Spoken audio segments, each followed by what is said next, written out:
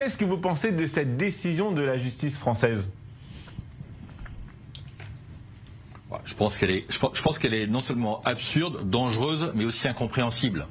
Elle est absurde parce que, je sais pas, on ne demande pas aux Saoudiens d'accueillir des Ukrainiens. Pourquoi demander à des Français d'accueillir des Gazaouis? La deuxième chose, c'est qu'elle est dangereuse parce que lorsque l'on ouvre la porte sans aucune restriction, qu'est-ce qu'on fait demain s'il y a 200 000 Gazaouis qui veulent venir en France?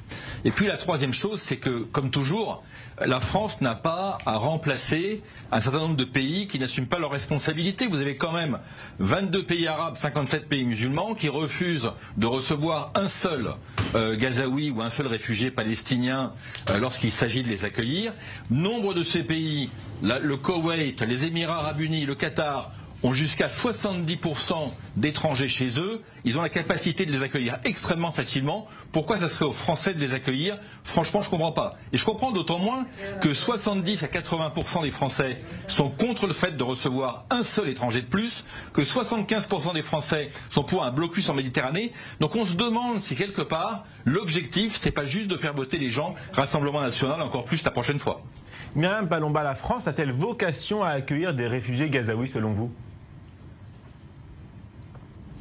En soi, je ne suis pas contre le fait de recevoir des Gazaouis. On l'a bien fait avec les Ukrainiens et Dieu sait que je ne suis pas du tout pour cette guerre avec la Russie. Après, je rejoins clairement Marc sur ce propos parce que je suis désolée, mais que va-t-on faire en fait de ces Gazaouis? C'est bien beau, hein. Alors on est là en train de respecter une espèce d'idéologie actuelle qui est d'une idéologie LFiste.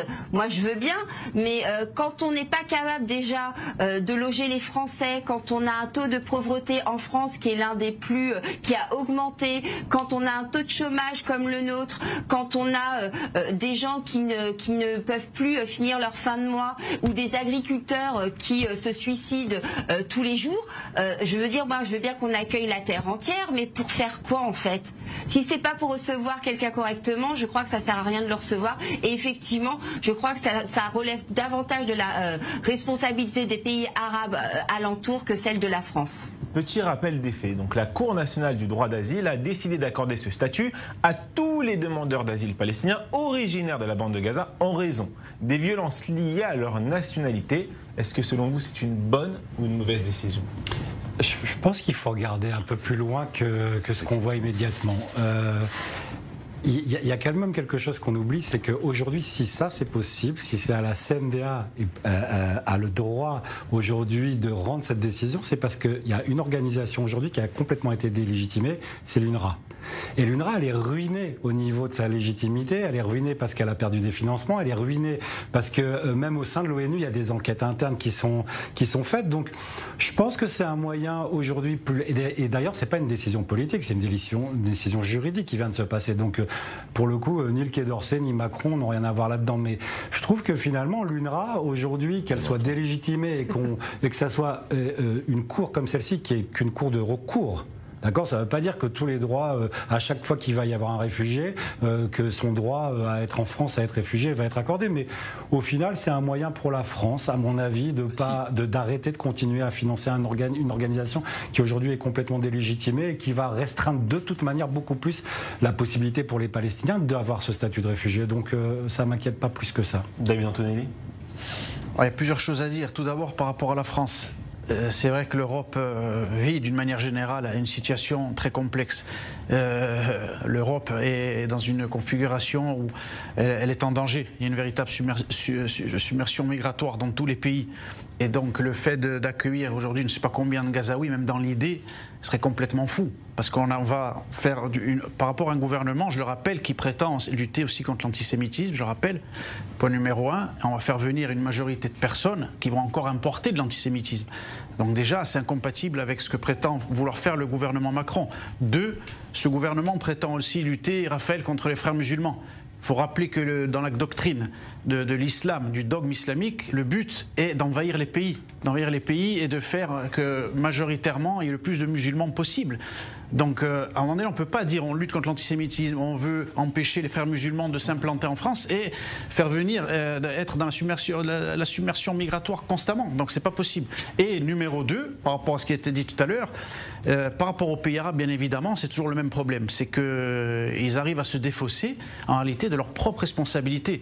Et je rappelle, Raphaël, qu'ils ne prennent jamais et ils ouvrent jamais leurs frontières, que ce soit l'Égypte ou d'autres pays d'ailleurs qui ont été en guerre avec Israël, pour la simple et bonne raison que depuis 1948, il y a quand même une volonté de laisser Israël dans un conflit permanent.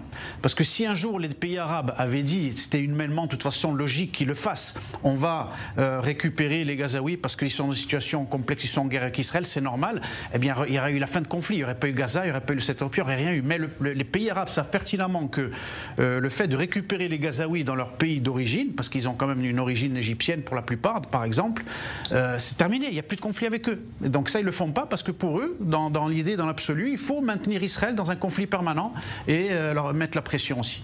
Myriam Palomba, est-ce qu'on peut être sûr que parmi les potentiels Gazaouis qui arriveraient en France, il n'y aurait pas des personnes qui ont participé au 7 octobre? Et on voit là par exemple cette citation d'Éric Zemmour dans une tribune signée au Figaro: en accordant le statut de réfugié à tous les Gazaouis, la Cour nationale du droit d'asile ignore la souveraineté populaire. Une réaction, Myriam Palomba? Non, mais pour le coup, je suis pas très zémouriste à la base, mais je suis plutôt d'accord avec lui. À quel moment on habille, on déshabille Paul pour habiller Jean? Moi, je comprends pas. Effectivement, qui nous dit que ces gens-là ne seront pas des islamistes et des terroristes potentiels? Et puis surtout, enfin, quel est l'intérêt? Ils vont arriver ici, ils seront complètement dépaysés, ils seront pas du tout, ils auront pas du tout les mêmes valeurs laïques que l'on a. Donc je comprends le sentiment humain et de vouloir accueillir la misère du monde. On a toujours été une terre d'accueil, je le comprends. Mais effectivement, qu'est-ce qu'on fait si on a 200 000 Gazaouis qui viennent en France? On a vu ce qui s'est passé déjà avec les Ukrainiens.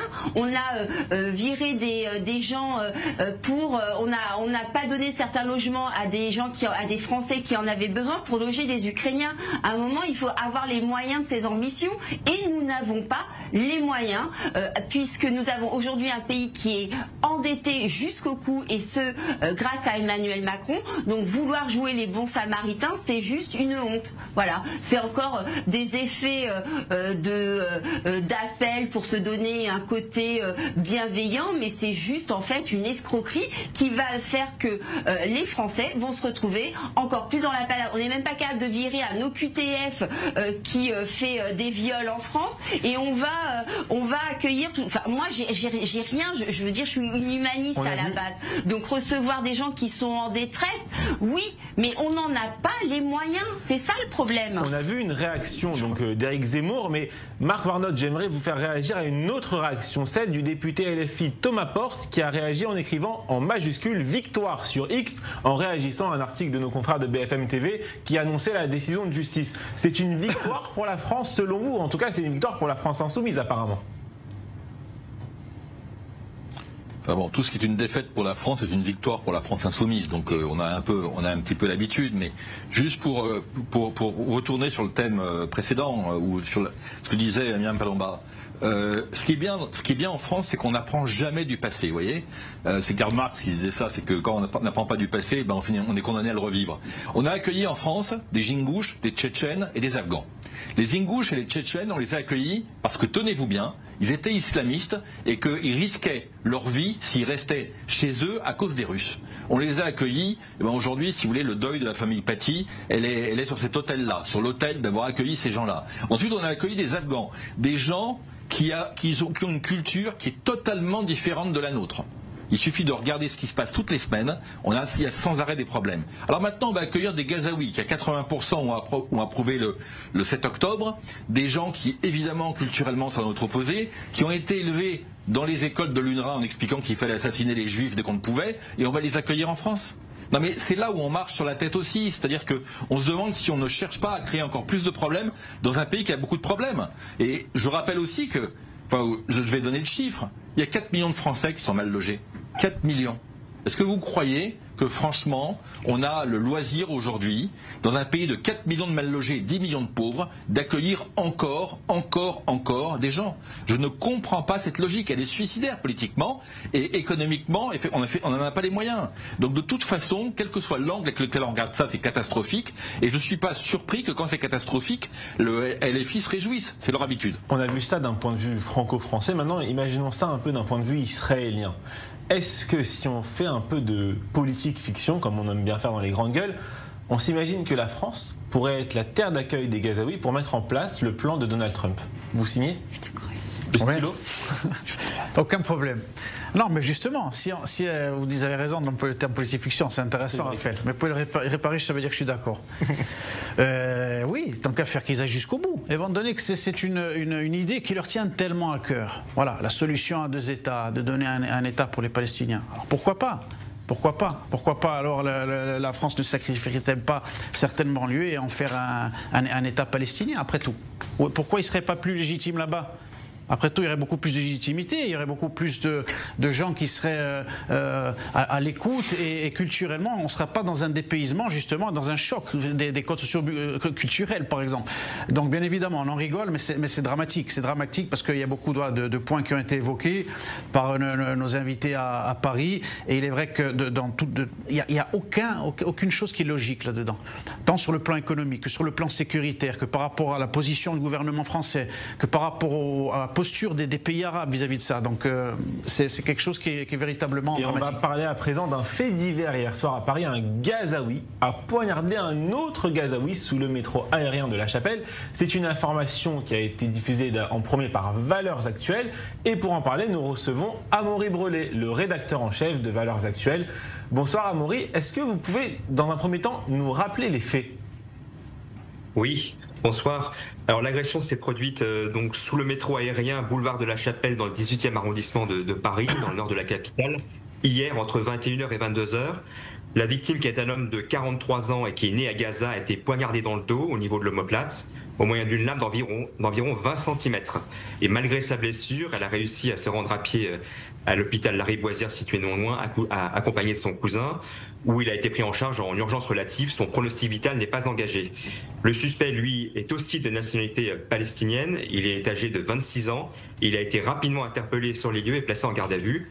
Une enquête a évidemment été ouverte pour éclaircir les circonstances et la raison de cette agression. Nous avons contacté le parquet de Paris ce matin pour connaître les suites judiciaires et le statut administratif notamment du mis en cause et de la victime.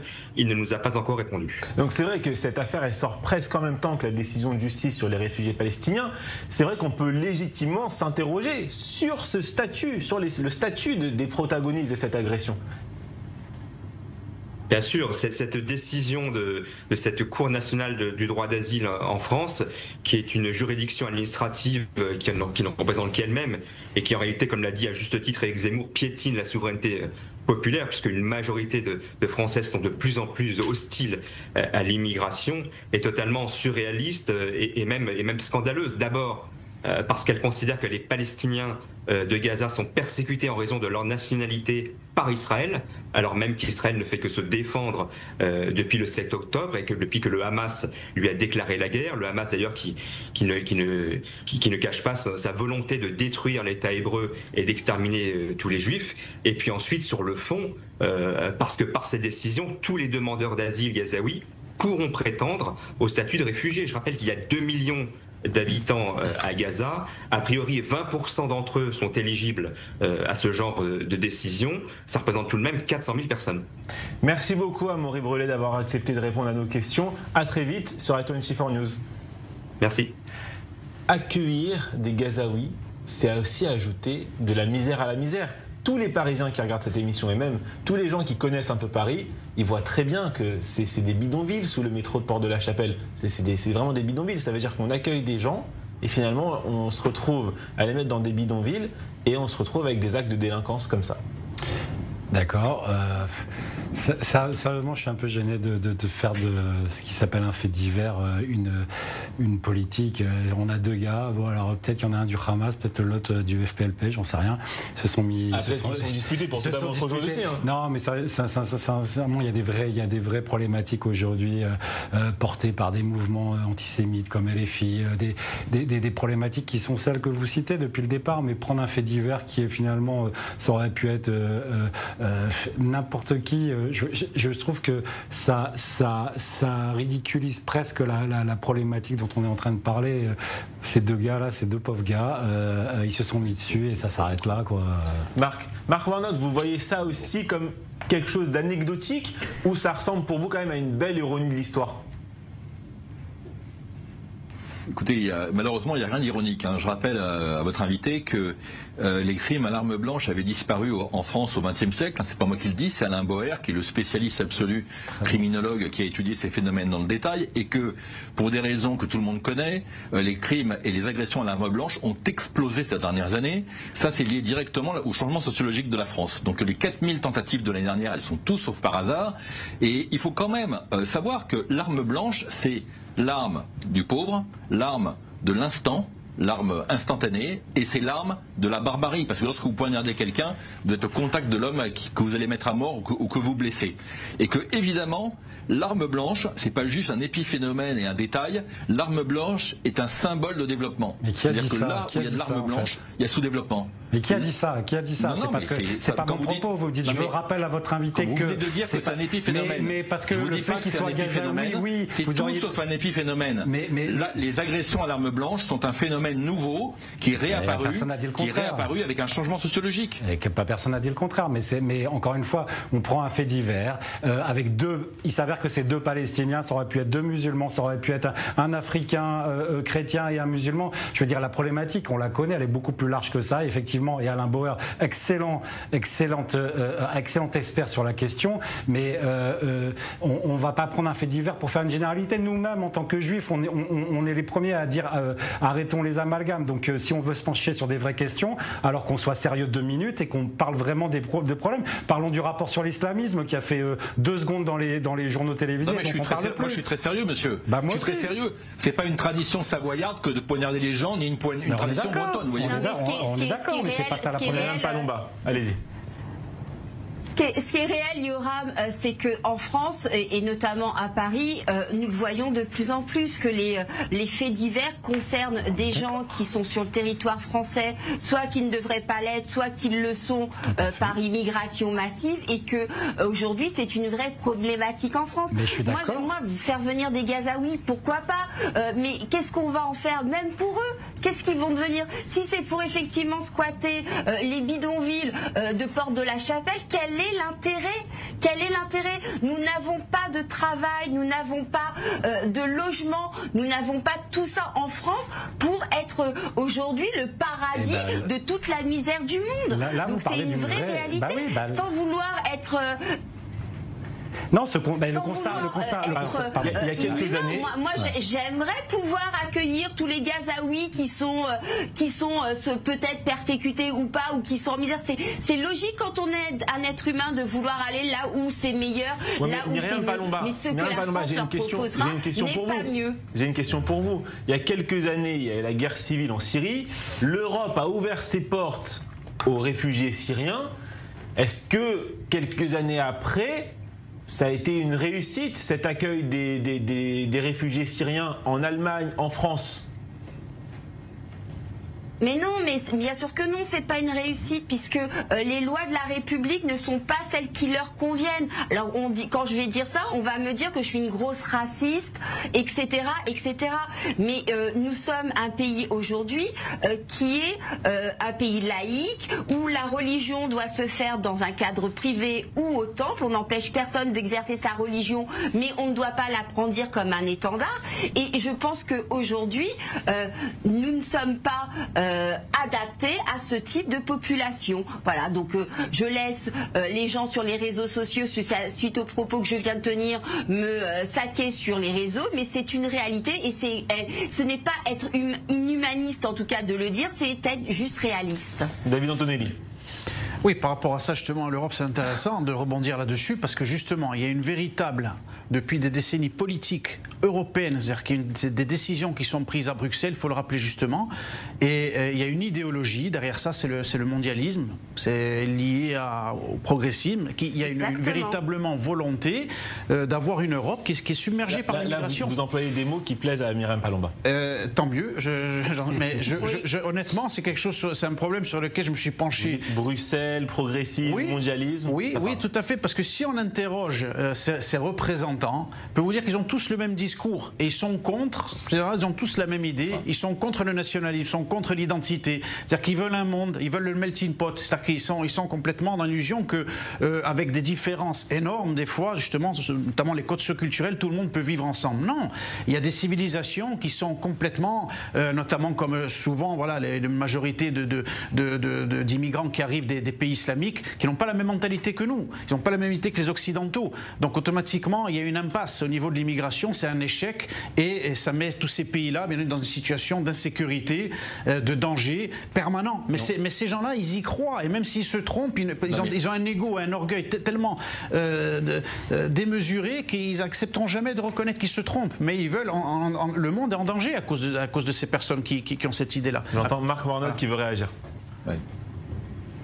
Oui, non, je pense qu'il y a quand même une différence qu'il faut souligner, c'est que si vous prenez le cas de l'Allemagne ou du Danemark par exemple, récemment de la Grande-Bretagne qui est en train d'y venir, ce sont des pays qui aujourd'hui disent aux Syriens et aux Irakiens qui sont chez eux, écoutez, il y a la paix chez vous, donc maintenant vous rentrez chez vous, vous ne restez pas ici.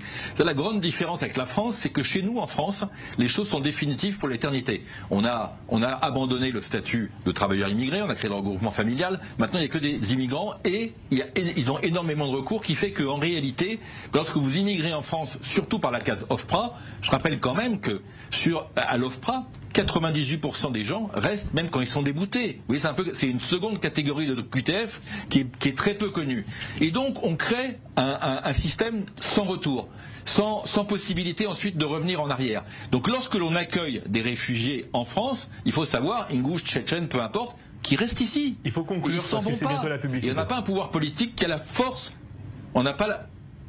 Allez-y, juste conclure rapidement. Non seulement ils restent ici, mais en plus...